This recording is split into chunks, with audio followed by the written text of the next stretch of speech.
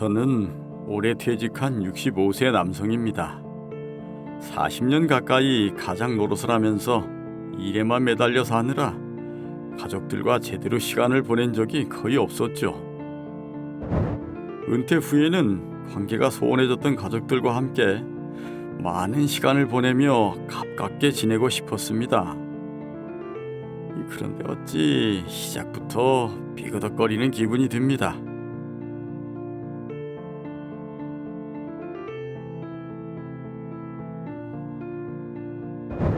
아내는 제가 집에서 쉬는 게 못마땅한지 틈만 나면 잔소리를 합니다. 제 얼굴만 봤다 하면 잔소리를 해대니 이제는 아내와 마주하는 게 불편해졌습니다. 관계가 서먹한 건 아들 내외와 손녀도 마찬가지랍니다. 여보, 응? 퇴근하고 나 대신 세탁소 좀 가서 세탁물 좀 찾아다 줘. 나 오늘 좀 바쁜데. 나도 오늘 야근이야. 아무리 세상이 달라졌다지만 애들 챙겨야 되고. 이건 상임도 며느라기가 내가 좀 지나친 것 같아 한마디 했습니다. 알았어. 아가, 이 남편한테 말버릇이 그게 뭐니? 그리고 아범한테 집안일 시키지 마라. 괜찮아요. 집안일은 같이 해야죠. 괜찮긴 뭐가 괜찮아. 원 남자 체면이 있지. 올해 초등학교에 입학한 손녀는 기본 예절이 몸에 배어 있지 않아 가정교육을 했습니다. 이 수지야, 이 여자애가 웃음소리가 그게 뭐냐? 좀 조용히 웃어라. 다리도 모으고 앉고. 네.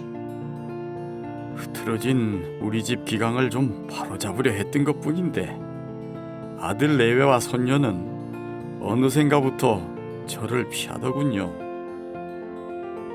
가족들과 함께하는 시간이 늘어날수록 가족들과의 관계는 안 좋아지는 것만 같습니다.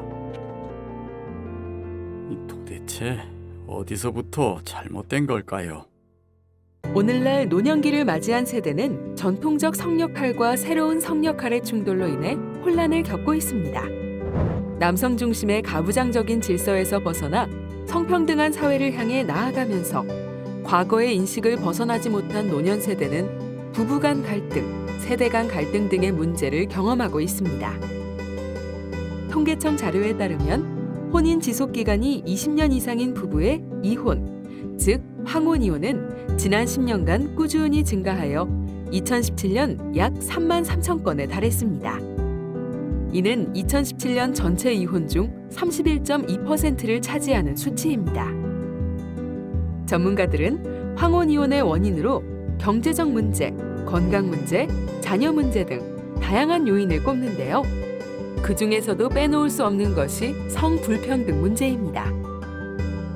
정년 퇴직 후의 부부는 함께 보내는 시간이 길어짐에 따라 부부 간 성역할에서의 변화를 맞이하게 됩니다. 특히 이 시기에 남편의 성역할 태도는 부부의 결혼 만족도에 큰 영향을 미칩니다. 남편이 성평등한 의식을 갖고 행동하는 경우 부부 간 친밀도와 행복도는 올라가지만 남편이 가부장적인 성역할을 고집할 경우 부부 간 갈등은 증폭될 수 있습니다. 따라서 노년기의 행복한 가정생활을 위해서는 가정 내 성역할에 대한 가치관을 재확립하고 균형을 잡아나가는 것이 중요합니다. 노년기의 성불평등 의식은 세대 간 갈등의 원인이 될 수도 있습니다. 과거 전통적인 성역할을 교육받은 노년 세대에 비해 젊은 세대들은 성평등한 의식을 교육받으며 자랐습니다. 두 세대가 가진 서로 다른 가치관이 충돌할 경우 이는 세대 간 소통 단절을 넘어 갈등까지 야기할 수 있습니다. 또한 노년층이 성차별적 사고를 가지고 있는 경우 손자녀에게 성역할에 대한 잘못된 인식을 심어주고 남아 여아의 차별적 양육으로 이어질 수 있습니다. 그렇기 때문에 집안의 교육자이자 사회적 연장자로서 노년 세대가 성평등 의식을 갖고 이를 생활 속에서 실천하는 것이 바람직합니다. 노년기 성평등에 대한 중요성이 부각되면서 여러 지자체 및 단체들에서는 노년층을 대상으로 성평등 요리교실, 찾아가는 양성평등 교육 등 다양한 형태의 양성평등 교육을 실시하고 있습니다. 성평등 교육을 통해 노년층은 기존의 고정된 성 역할에서 벗어나 자신을 돌아보고 타인에 대한 이해를 넓혀가는 기회를 갖습니다. 그리고 이러한 과정 속에서 우리는 우리 사회가 직면한 부부, 세대 간 갈등 해결의 실마리를 찾을 수 있을 것입니다. 노년기는 후손들에게 우리 사회의 문화유산과 중요 가치를 물려주는 시기입니다. 노년층의 삶과 의식 속에 성평등의 가치를 뿌리내리려는 노력이 지속될 때 과거 세대, 현 세대, 미래 세대 모두가 행복한 사회에 도달할 수 있습니다.